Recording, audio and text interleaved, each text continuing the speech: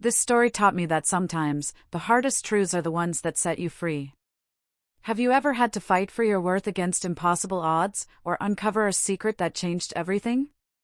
I'd love to hear your thoughts and experiences in the comments below. What would you have done in my shoes? Let's talk about it. Can you imagine your own father, looking you dead in the eye, in front of 27 relatives, and demanding you prove you're even his daughter?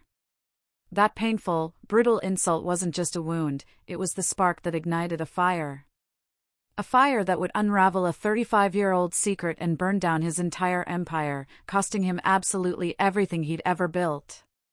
My name is Caroline, and for 2 decades, my father treated me like a stranger. But that Thanksgiving, when he handed me that DNA test kit, the room went silent. My mother dropped her wine glass. My brother, Marcus, just laughed. They all thought it was just Dad's cruelest joke, yet another way to remind me I didn't belong. What none of them knew, what no one knew, was that this test wouldn't just expose me, it would expose a monumental secret, a truth so devastating it would utterly shatter our family's perfect facade.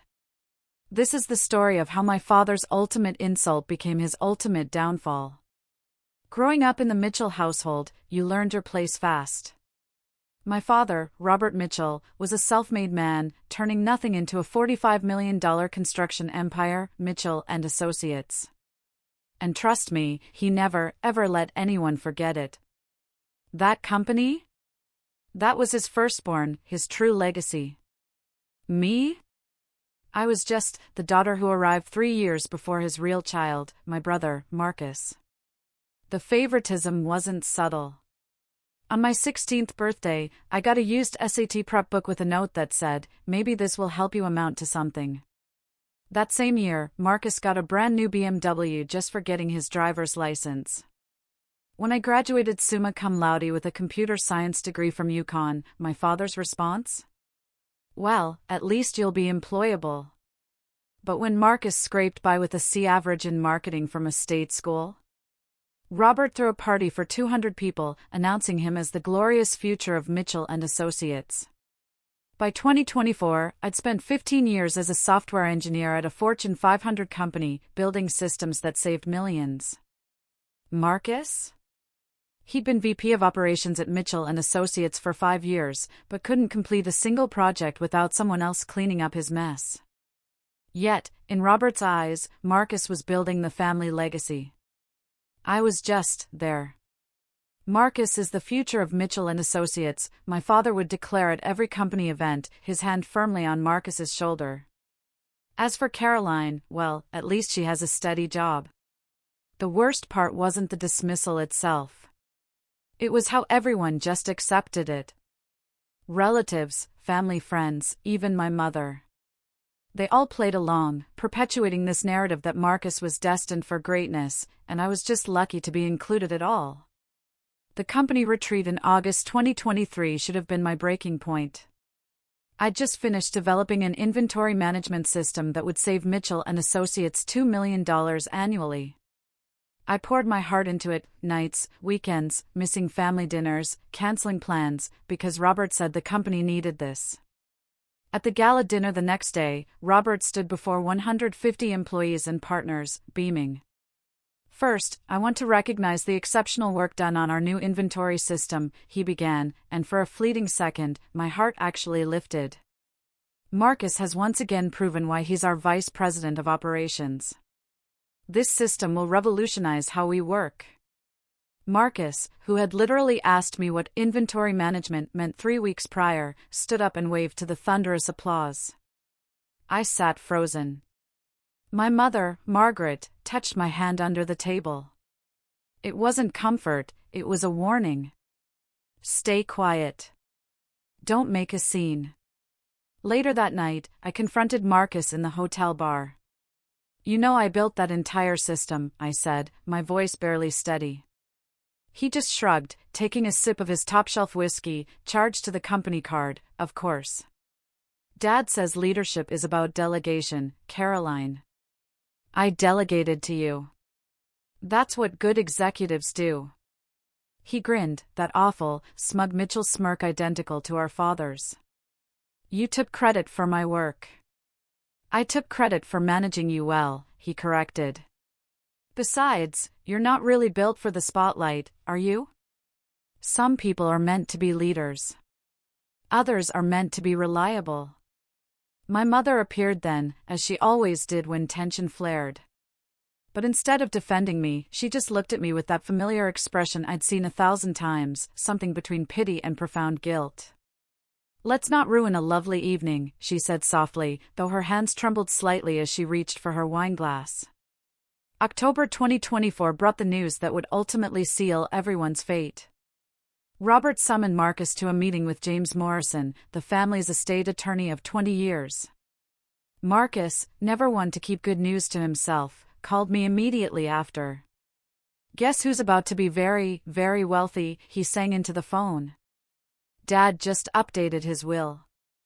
85% of everything, the company, properties, investments, all going to his sole biological son. That's literally what it says, Caroline.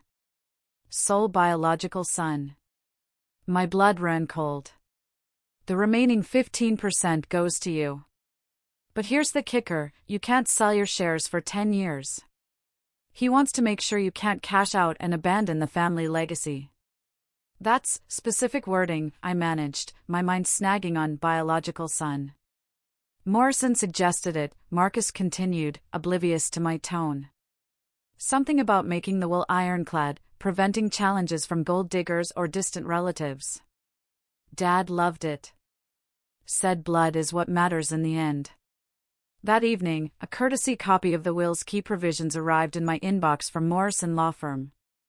There it was, in black and white, 85% of all assets, shares, and controlling interest in Mitchell & Associates shall transfer to my sole biological son, Marcus Mitchell, $38 million.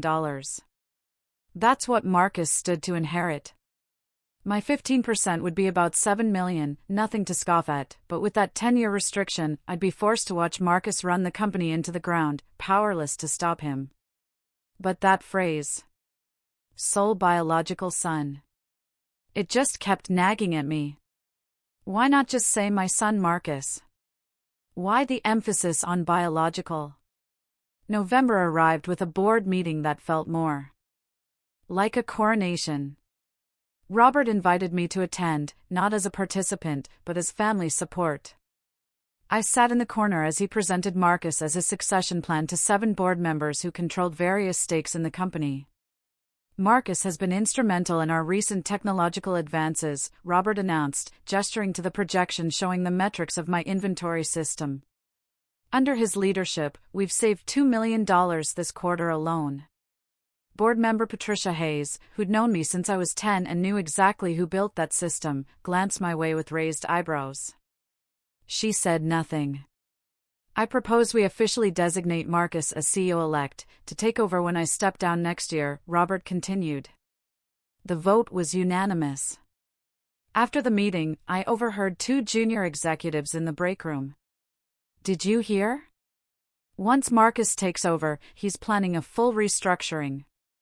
Apparently, anyone who's not his people should start updating their resumes. What about Caroline? The other asked.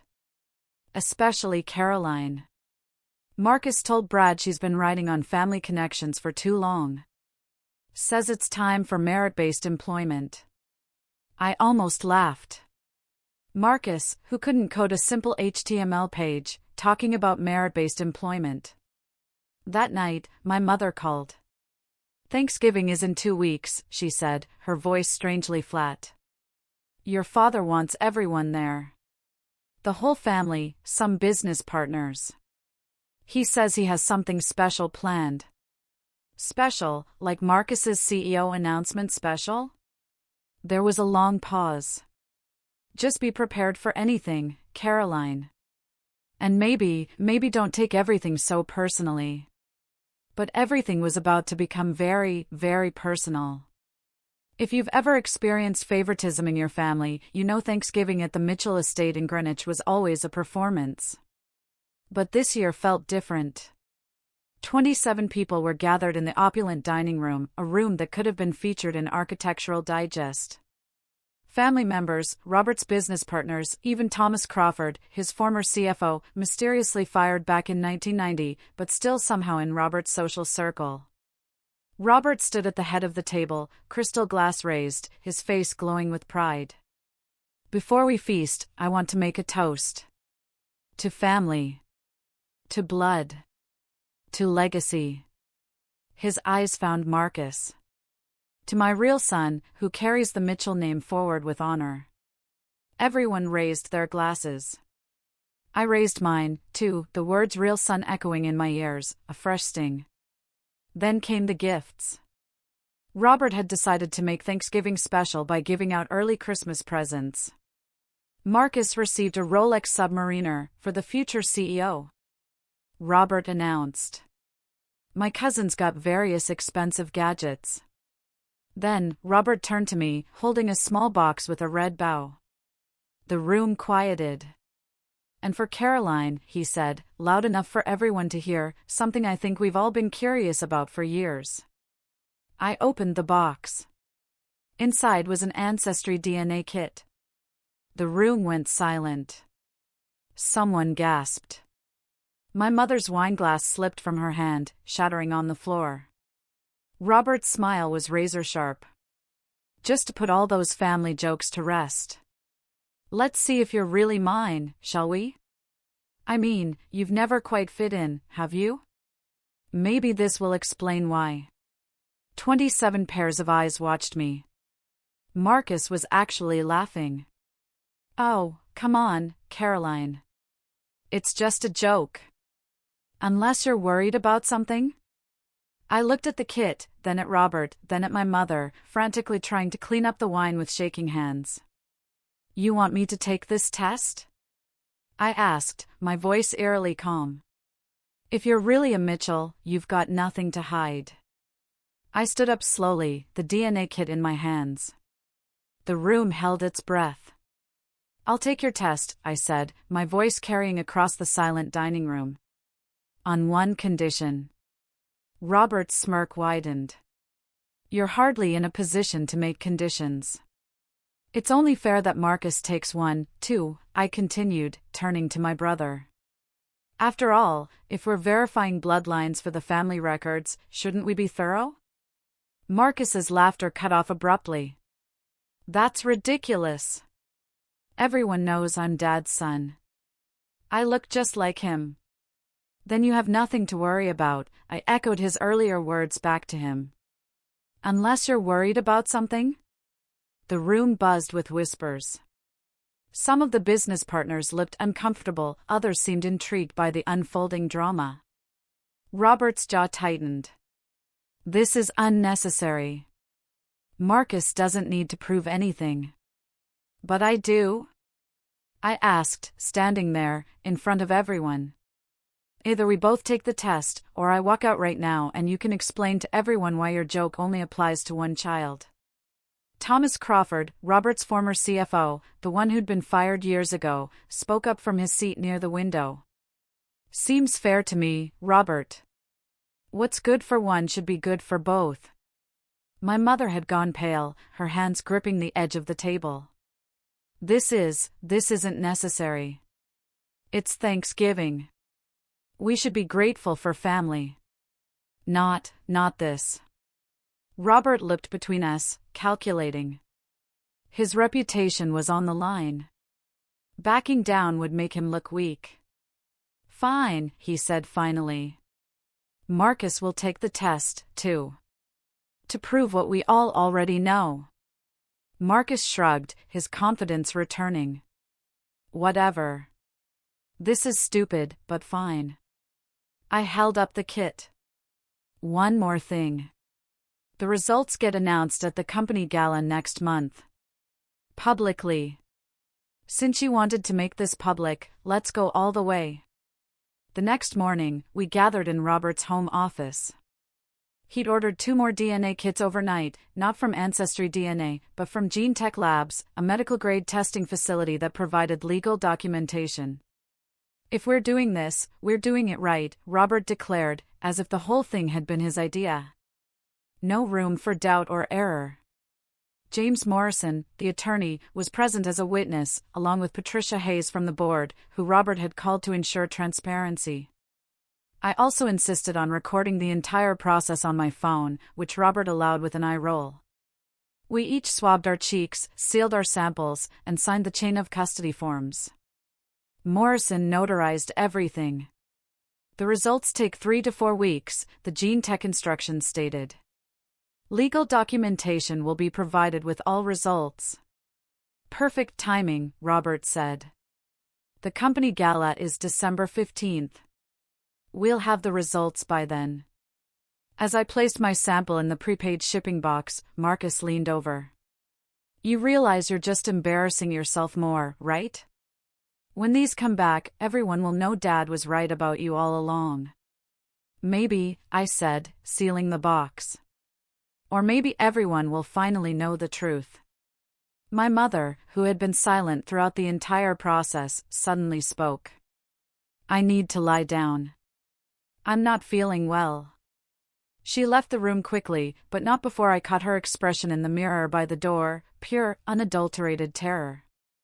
That evening, she started taking anxiety medication. I know because I saw the prescription bottle on her bathroom counter when I stopped by to check on her. The prescription was dated that very day, November 29, 2024. Something was about to surface that had been buried for 35 years, and my mother knew exactly what it was. 3 days after we sent the tests, my mother showed up at my apartment unannounced. She'd never done that in the 5 years I'd lived there. We need to talk, she said, pushing past me into the living room. About the tests. You need to call the lab and cancel them. Why would I do that? She paced my small living room, wringing her hands. Some things are better left buried, Caroline. Some truths don't help anyone. Like the truth about why Dad has treated me like garbage for 20 years? She stopped pacing and looked at me with those guilty eyes I'd seen so many times. Your father was on a business trip in 1989. The Peterson Project in Chicago. He was gone for 3 months. Marcus was born in January 1990. Her voice was barely a whisper. Do the math, Caroline. I did. Marcus would have been conceived in April 1989. Dad was in Chicago. Yes, she sank onto my couch. But Thomas Crawford wasn't. Thomas Crawford. Robert's former CFO. The man who'd been at Thanksgiving dinner. The one who'd supported my suggestion that Marcus also take the test. You and Crawford? She pulled an old photograph from her purse, her and Crawford at some company function, standing closer than colleagues should. It only happened once. I was lonely. Robert was always gone or at the office. Thomas was kind to me. Her voice trailed off. But then I found out I was pregnant. And the timing. Robert never questioned it.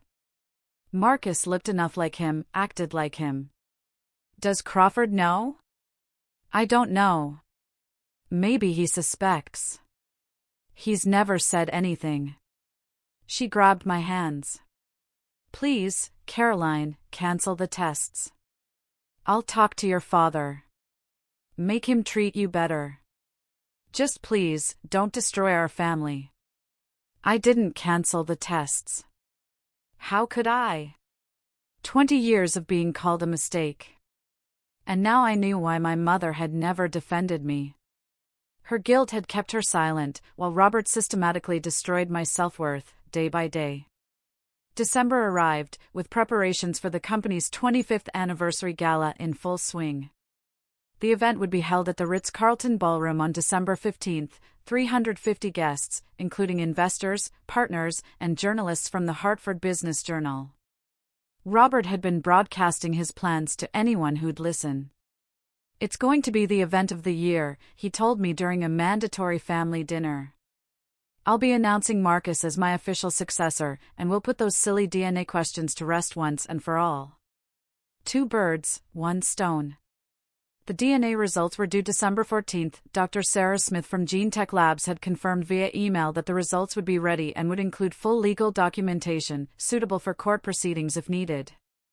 Why court proceedings? I'd asked during our phone call. It's standard for inheritance or custody disputes, she explained. Your father specifically requested the legal package when he called to upgrade the testing. Of course he had. Robert wanted ironclad proof that I wasn't his, probably to justify writing me out of the will entirely. I spent those weeks preparing something of my own. A simple PowerPoint presentation. Just 10 slides, nothing fancy, just spaces for test results, some highlighted sections of the will, and a few email screenshots. I saved it on a USB drive that I kept in my pocket at all times. My mother called 17 times in those 2 weeks. I didn't answer once. Marcus sent cocky texts about practicing his CEO speech. Robert sent a reminder to dress appropriately for the gala. The storm was coming, and they had no idea they'd created it themselves. December 14, 3 p.m. The email from Gene Tech Labs arrived while I was in my office, supposedly working, but really just staring at my inbox, refreshing every 30 seconds. Subject: DNA test results. Legal documentation package attached. My hands shook as I opened the PDF. 3 test results, each with its own detailed breakdown. Caroline Mitchell, biological daughter of Robert Mitchell. Probability of paternity, 99.987%. My heart stopped. Then I scrolled to the next page. Marcus Mitchell, not biologically related to Robert Mitchell. Probability of paternity, 0%.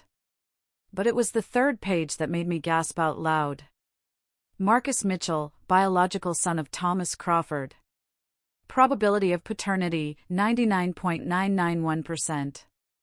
They'd run Marcus's sample against Crawford's DNA from their commercial database. Apparently, Crawford had taken a gene ancestry test years ago, and when you agree to their terms, they can use your DNA for family matching services. I read the results 5 times.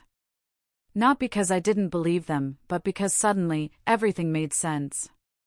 The guilt in my mother's eyes. Robert's insistence that I wasn't really his. He'd been projecting his subconscious doubts about Marcus onto me for 2 decades.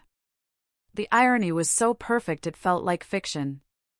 The son he'd worshipped, groomed, handed everything to on a silver platter, wasn't even his. While the daughter he tortured, dismissed, and tried to humiliate with a DNA test? I was his only biological child. I forwarded the results to my personal attorney with one question: given the will's language about sole biological son, what happens to the inheritance? Her response was immediate: if proven accurate, Marcus inherits nothing. The clause becomes void. As the only biological child, you would have grounds to contest the entire will. Tomorrow's gala was about to become very, very interesting. I spent the rest of December 14th crafting my presentation with surgical precision. 10 slides that would dismantle 20 years of lies in 10 minutes.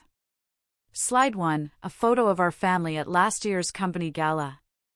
Robert's arm around Marcus. Me, standing to the side, barely in frame. Slide 2, the title, DNA Results, as requested by Robert Mitchell. Slides 3 to 5, my results, blown up large enough for the back of the ballroom to read. Each percentage highlighted. The Gene Tech Labs logo prominent. Dr. Smith's certification signature clear. Slides 6 to 8, Marcus's results.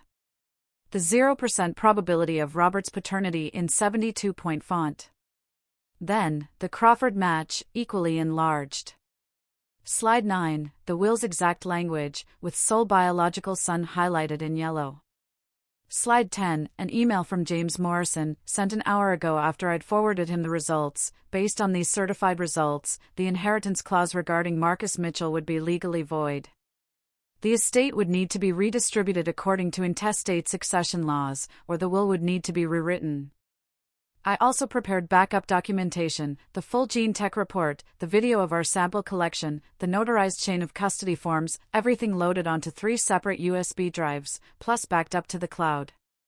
At 11 p.m., I sent an email to Patricia Hayes and 3 other board members. Please attend tomorrow's gala. There will be an important announcement regarding the company's future leadership that directly affects shareholder interests. Then, I turned off my phone, poured myself a glass of wine, and practiced my speech one more time. This isn't about revenge, I said to my reflection. This is about truth. This is about justice. This is about finally getting what I deserve. Tomorrow, the Mitchell dynasty would crumble, and I would be the only Mitchell left standing. December 14th, midnight. My phone, which I'd turned back on briefly, showed 17 missed calls from my mother, 5 from Marcus, and none from Robert. The text messages were a barrage. Mom, Caroline, please answer. We need to talk. Mom, I know you got the results. Please. Mom, don't do this. Marcus, why is Mom crying? Marcus, she won't tell me what's wrong. Marcus, this is about tomorrow, isn't it? Marcus, whatever you're planning, it won't work. Marcus, Dad says you're just jealous. Pathetic. I turned the phone off again and went to bed, but sleep wouldn't come. I kept thinking about all the moments that led to this. Every dismissive comment. Every stolen achievement. Every time I'd been told I wasn't good enough, wasn't really family, wasn't worthy of the Mitchell name. At 3 a.m., I got up and looked at the presentation one more time. For a moment, just a moment, I considered my mother's plea. This would destroy her marriage, Marcus's entire identity, Robert's carefully constructed legacy. Then I remembered last year's Christmas, when Robert had given Marcus a Rolex and me a gift card to Target. I remembered him telling investors I was just the IT help when I'd saved his company $2 million. I remembered 20 years of being called a mistake. I added one final slide to the presentation. A quote, "The truth will set you free, but first, it will piss you off." Outside, snow began to fall, covering Greenwich in a blanket of white. By tomorrow night, everything would be different. The Mitchell family as we knew it would no longer exist. I finally fell asleep at 5 a.m., clutching the USB drive like a talisman, ready for the reckoning that had been 20 years in the making. The Ritz-Carlton ballroom glittered with Christmas decorations and the who's who of Connecticut's construction industry. 350 guests mingled over champagne and caviar, celebrating Mitchell and Associates' 25 years of success. I arrived in a black cocktail dress, appropriate, but understated, exactly as Robert would expect. He'd seated me at table 12, in the back corner, with distant relatives and plus ones. Marcus, of course, held court at the very important person table, with Robert, my mother, and the board members.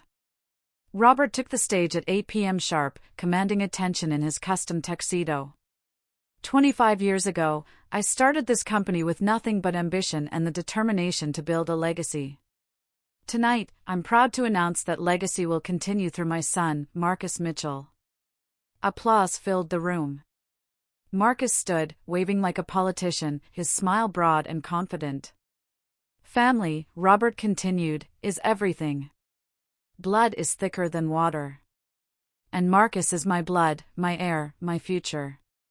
I noticed Thomas Crawford sitting at table 3, his expression unreadable as he watched Robert's performance.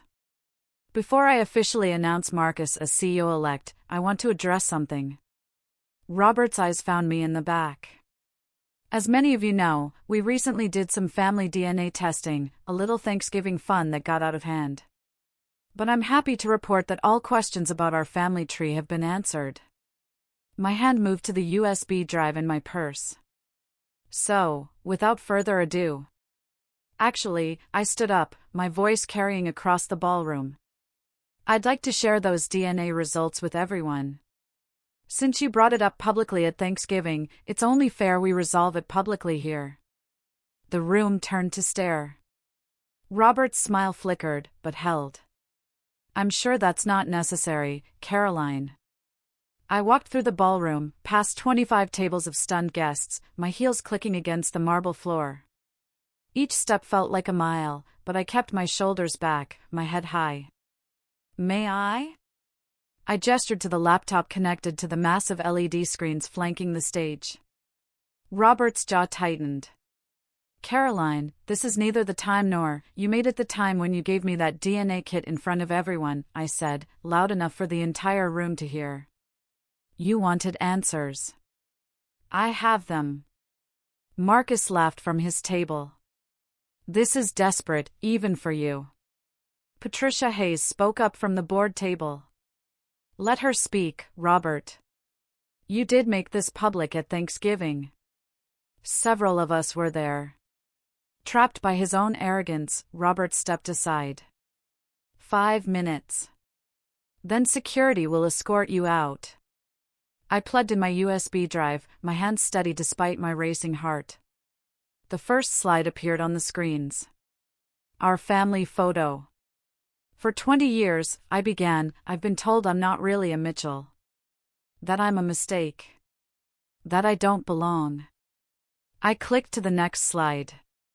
DNA results, as requested by Robert Mitchell. So, let's see who really belongs in this family. The room was silent, except for the hum of the projector. Remember that DNA kit you gave me as a joke? I looked directly at Robert. Remember insisting Marcus take one too, to prove he's your real son? My mother stood abruptly, her chair scraping against the floor. Caroline, please. The results came in yesterday, I continued, clicking to slide 3. The screen displayed my results. Probability of paternity, 99.987%. I let that sink in. Turns out, I am definitely Robert Mitchell's biological daughter. But that's not the interesting part, I said, clicking to the next slide. Marcus's results filled the screens. The 0% probability of Robert's paternity might as well have been written in fire. The ballroom erupted. Gasps. Whispers. Chairs scraping as people stood for a better view. Robert stood frozen at the side of the stage, his face draining of color. That's fake. Marcus shouted, jumping to his feet. This is fabricated. She's lying. I clicked to the next slide. Marcus's match with Thomas Crawford. 99.991%. Thomas Crawford slowly stood from his seat. His face was a mask of shock, and something else, recognition, perhaps. The pieces finally falling into place after 35 years. My mother collapsed back into her chair, her hand over her mouth. She didn't faint, as I'd expected. She just sat there, tears streaming down her face. The secret she'd carried for so long, finally exposed. According to the will Robert signed in October, I clicked to the next slide, showing the highlighted text, 85% of everything goes to his sole biological son. The final slide appeared, Morrison's email confirmation. But Robert doesn't have a biological son. He has a biological daughter. Me. The mistake. The disappointment. The one who never belonged. Robert finally found his voice. This. Can't be. The lab made an error. Gene Tech Labs doesn't make errors. Dr. Sarah Smith stood from table 7. I hadn't known she'd be here, but Patricia Hayes had apparently invited her. I supervised these tests personally. I ran them 3 times to be certain. The results are accurate. The Hartford Business Journal photographer was frantically taking pictures. Board members huddled in heated discussion. And Marcus. Marcus looked like his entire world had just imploded. Because it had. This is a setup. Marcus shouted, pushing through the crowd toward the stage. She paid someone off. This isn't real. Dr. Smith walked to the microphone with calm authority. I'm Dr. Sarah Smith, Director of Genetic Services at Gene Tech Labs. I stake my professional reputation on these results. We maintained strict chain of custody, which was witnessed and notarized by Mr. James Morrison. Morrison stood, reluctantly. The sample collection was properly witnessed and documented. I have the video evidence and signed forms.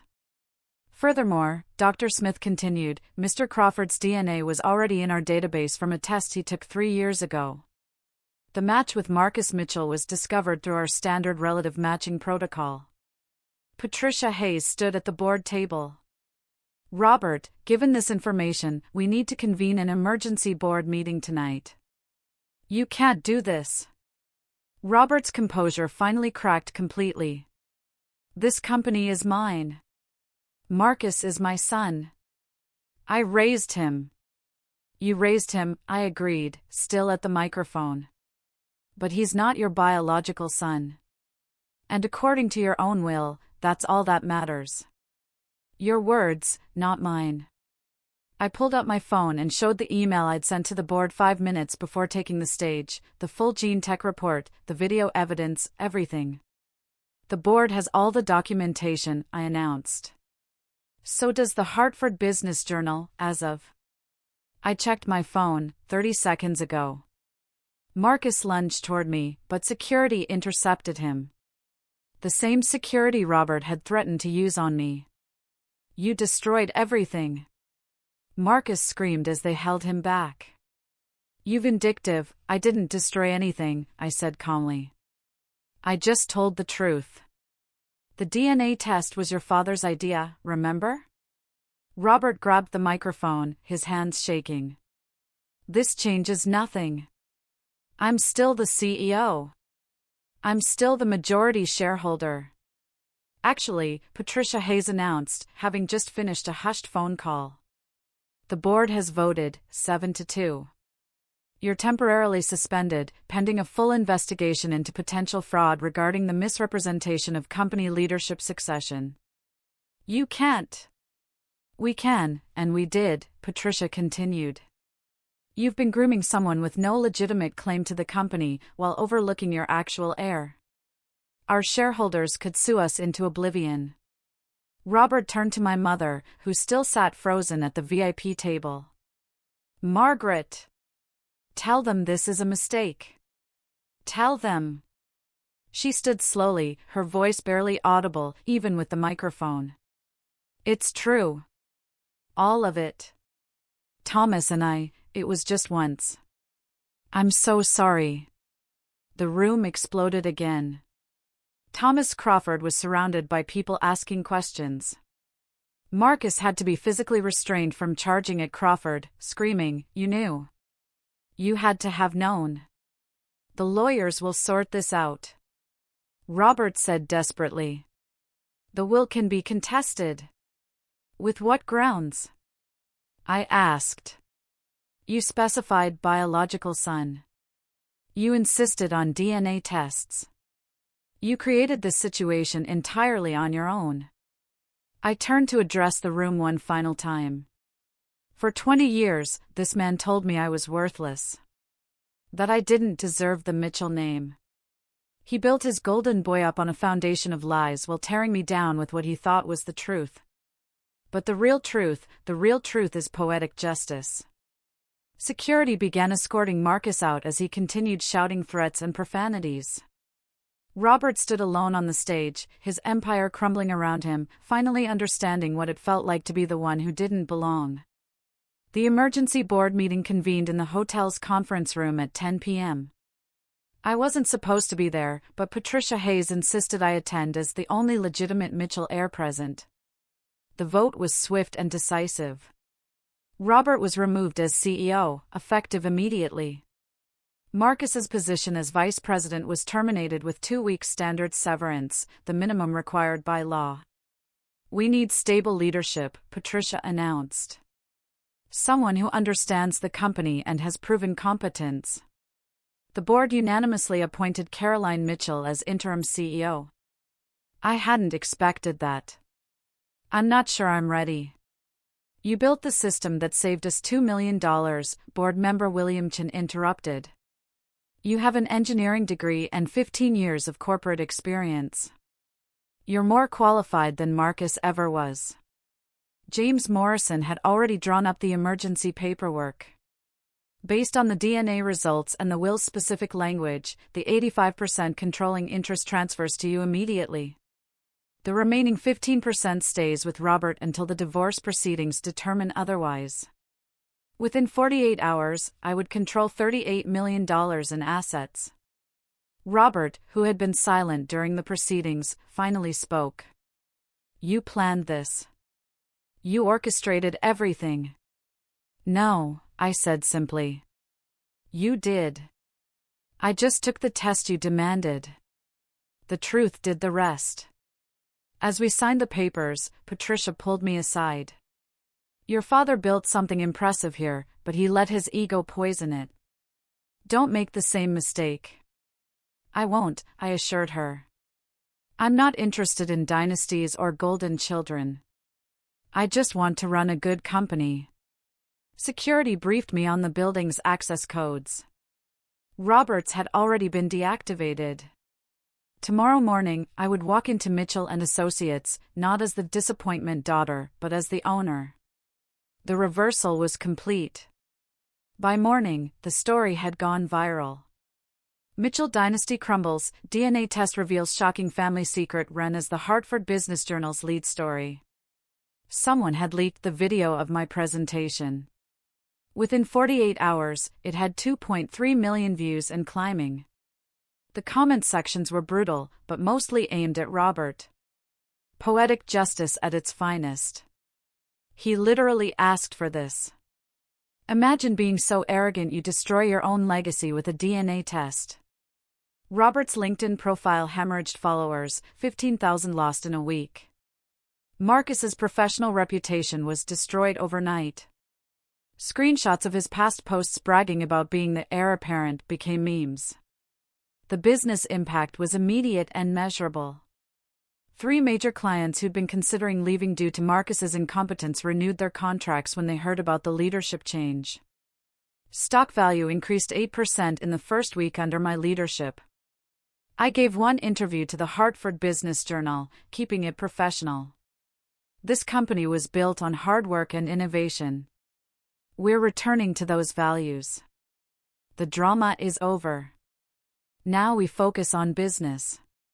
But the media wouldn't let it go. The DNA test that destroyed a dynasty became a trending topic. Reddit threads dissected every angle. Someone even started a podcast about family business scandals with our story as the inaugural episode.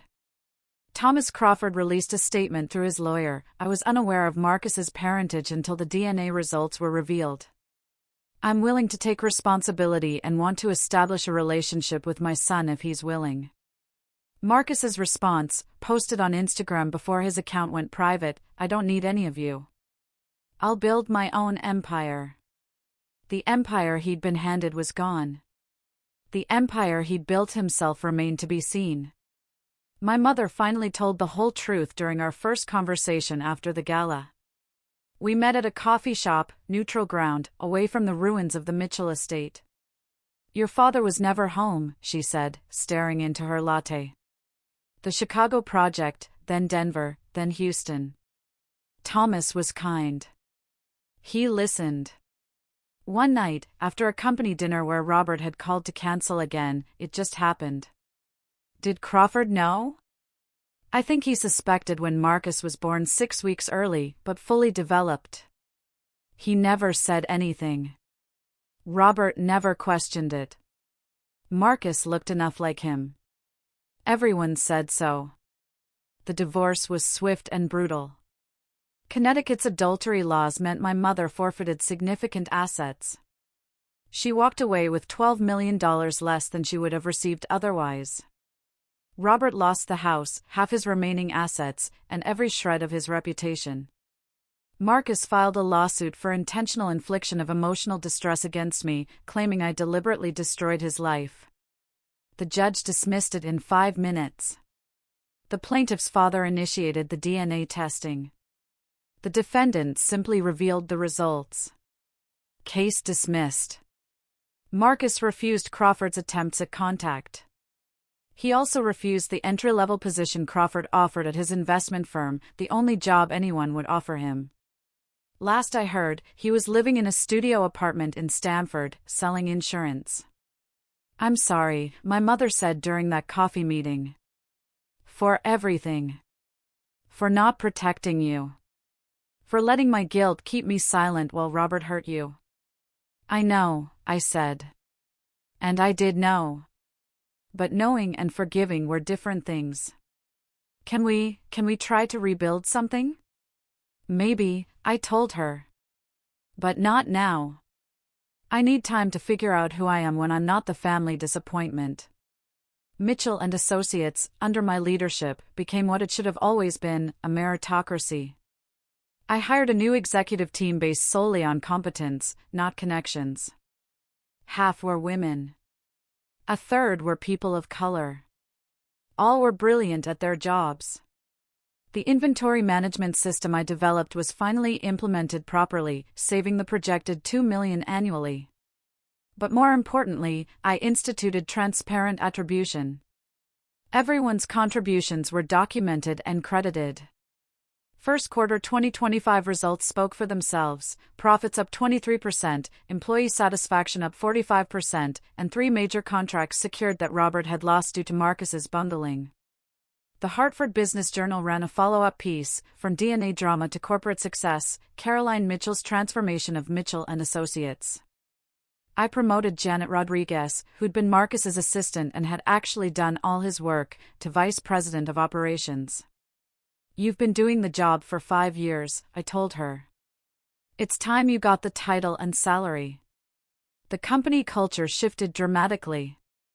The fear-based hierarchy Robert had cultivated was replaced with collaborative innovation. People stopped whispering in corridors and started speaking up in meetings. One of our biggest wins came from landing the Riverside Development Project, a $30 million contract Robert had been chasing for 3 years. The client told me directly, "We were waiting for the leadership to change. We knew Marcus would ruin it, but we also knew you were the one really running things behind the scenes." During a company town hall, an employee asked how it felt to go from the shadows to the spotlight, like finally being able to breathe. I answered, "Honestly, this company was built on one man's ego. Now it's built on everyone's talent. That's why we're succeeding." The Mitchell name stayed on the building, but it meant something different now. Robert's attempts to reclaim his life ranged from pathetic to desperate. The email started 2 weeks after the gala. "Caroline, I realize I was wrong. You're the best daughter a father could ask for. Please, let's talk. Then, I built this company from nothing. You can't just erase me. Finally, I'm your father. That has to count for something." He tried entering the building one morning, but security turned him away. The footage of him arguing with the guards, insisting he owned the company, somehow made it onto social media. Another humiliation in his growing collection. He hired 3 different law firms to challenge the will and the DNA results. Each case was dismissed. Morrison, his own lawyer for 20 years, testified that the will's language was clear and unambiguous, and that Robert had insisted on the biological son clause himself. The most pathetic attempt came when he showed up at a client dinner I was hosting. "My daughter's doing a wonderful job with my company," he announced to the table, trying to insert himself into the conversation. "Sir, this is a private event," security informed him. "I'm her father. You're not on the list now." He lived in a 2-bedroom apartment in Fairfield, a 45-minute drive from the estate he'd once ruled. His LinkedIn profile listed him as consultant, with no company attached. His posts about resilience and rising from setbacks got fewer likes each time. Marcus had cut him off completely. My mother was gone. His business associates avoided him. The man who'd built his identity on legacy and blood had lost both. "I gave you everything," he wrote in his last email to me. I didn't respond. We both knew the truth. He'd given me nothing but pain. And in trying to prove I was nothing, he'd proven I was everything. 3 months after the gala, I agreed to meet Robert once a month for lunch in a public place, with clear boundaries. "These are my terms," I told him at that first meeting. "You don't get to comment on my decisions. You don't get to take credit for my success. You don't get to pretend the past 20 years didn't happen. If you can't handle that, we don't meet at all." He had aged 5 years in those 3 months. His hair completely gray now. His swagger replaced with a slight stoop. "I understand," he said. Marcus was a different story. After sending threatening messages, including, "You'll pay for this and I'll destroy you like you destroyed me," I filed a restraining order. He was blocked on everything, legally prohibited from contacting me. My mother got limited contact, with conditions. I helped her find a therapist who specialized in family trauma and secret keeping. She was working through 35 years of guilt. And I was working through 20 years of neglect. "Forgiveness isn't a right," my therapist told me. "It's a gift, and you get to decide if and when to give it." I established the Caroline Mitchell Foundation for Women in STEM, funded with $5 million from my inheritance. Every scholarship recipient would know they were supported by someone who understood what it felt like to be overlooked and underestimated. "Why are you helping him?" Patricia Hayes asked about my monthly lunches with Robert. "I'm not helping him," I clarified. "I'm choosing to be the person I want to be, regardless of who he was." "But trust? Those have to be earned from zero." And he's still in the negative. The boundaries were clear, firm, and non-negotiable. For the first time in my life, I was in control of my relationship with my family. The external success was measurable. CEO of a $45 million company. Respected in the industry. Featured in Forbes 40 Under 40. But the internal transformation mattered more. I started therapy the week after the gala, working through 2 decades of gaslighting and emotional abuse. "You were the family scapegoat," my therapist explained. "Everything wrong was your fault. Everything right was someone else's achievement. That's not normal, and it's not okay." For the first time, I stopped apologizing for existing. I stopped prefacing my ideas with "this might be stupid, but..." I stopped shrinking myself to make others comfortable. I met Daniel at a charity fundraiser. He ran a nonprofit for youth coding education. He knew my story, everyone did, but he was interested in who I was now, not my family drama. "You're brilliant," he said on our 3rd date. "And I'm not talking about the company or the money. You see solutions where others see problems." The Caroline Mitchell Foundation launched with 30 scholarships in its first year. Each recipient got not just money, but mentorship. I personally met with every single one. They told me I wasn't smart enough for engineering, one recipient, Maria, told me. My family said I should study something more suitable for women. Mine said I was a mistake, I shared. Now I run a $45 million company. Don't let anyone else define your worth. The nightmares stopped after 6 months. The anxiety attacks after 8. The constant need for validation after 10.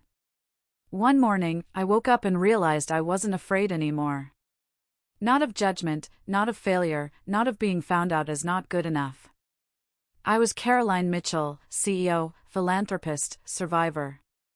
And for the first time in 38 years, that was exactly who I wanted to be. Standing in my CEO office 1 year later, I looked at the old family photo on my desk, not with bitterness, but with understanding. That scared, diminished girl in the corner of the frame had no idea what she was capable of. The DNA test that was meant to humiliate me had instead freed me. It proved that blood doesn't define family, but it can expose the lies we build our lives on. Robert had been so certain I wasn't his, that he projected that doubt onto me for 20 years, while never questioning the son who actually wasn't his.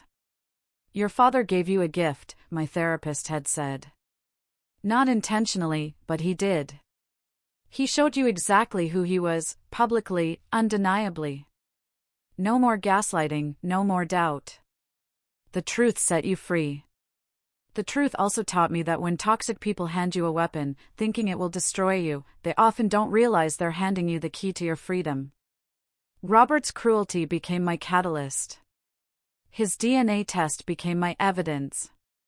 His public humiliation became my public vindication. But the most important lesson? Justice isn't revenge. It's finally getting what you always deserved. I didn't destroy Robert. He destroyed himself with his own arrogance. I just refused to keep his secrets anymore. Thank you for the DNA kit, Dad, I said to the photo, then placed it in my desk drawer. It was the best investment you ever made in me. The Mitchell empire Robert built on blood and favoritism was gone. In its place stood something stronger, a company built on merit, a leader who earned her position, and a woman who finally knew her worth. The mistake had become the only true Mitchell. And that, truly, was the greatest irony of all.